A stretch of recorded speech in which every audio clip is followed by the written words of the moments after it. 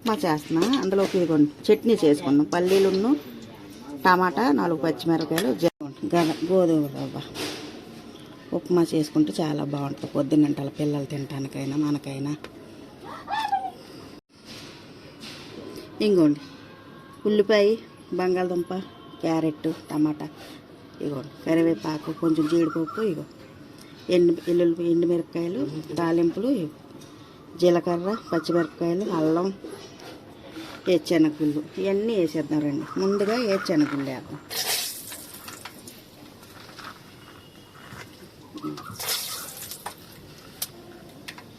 తర్వాత 4 జీడిపప్పులు ఉన్నాయి, అవి కూడా వేద్దాం, బాగుంటాయి.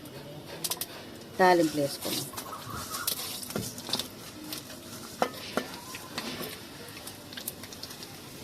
జీలకర్ర వేసుకోండి, అల్లం ముక్కలు, ఎండుమిరపకాయలు,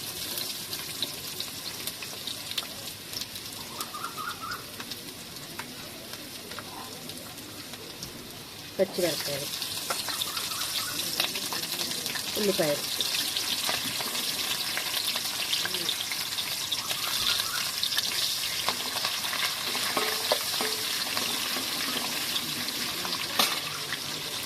ఇప్పుడు బంగాళదుంప ముక్కలు వేసేస్తాం. ఇది చిన్న ముక్కే అనమాట, బంగాళదుంప ఎక్కువ వేయలేదు అనమాట. క్యారెట్, అలాగే కరివేపాకు. చూడండి పోయింది కదా. ఇప్పుడు టమాటాలు వేస్తాం.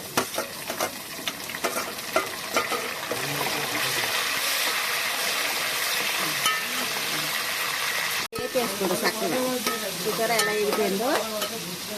ఉప్మాకు అలా ఎగితే బాగుంటుంది. ఇదిగోండి గ్లాసులు, ఇంకో గ్లాసు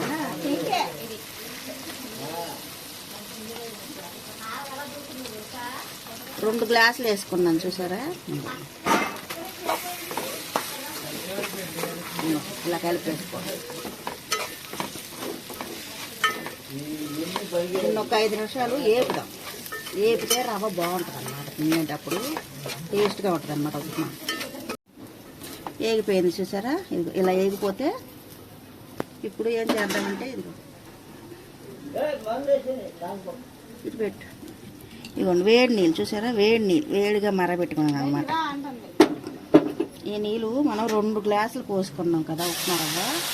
ఇవి 4 గ్లాసులు పోసుకున్నాం వేడి నీళ్ళు.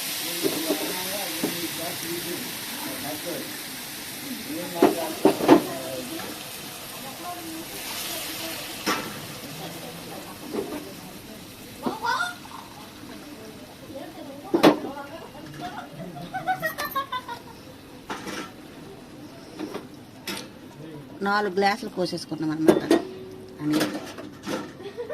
చూసారా వేడి నీళ్ళు పోసుకుంటే ఈ రవ్వకి బాగుంటుంది అనమాట. సరిపడా ఉప్పు వేసేద్దాం. ఉప్పు ఎప్పుడైనా ఇందులో కొంచెం వేసుకోవాలి, ఎందుకంటే ఇందులో ఉప్పు ఉంటుంది.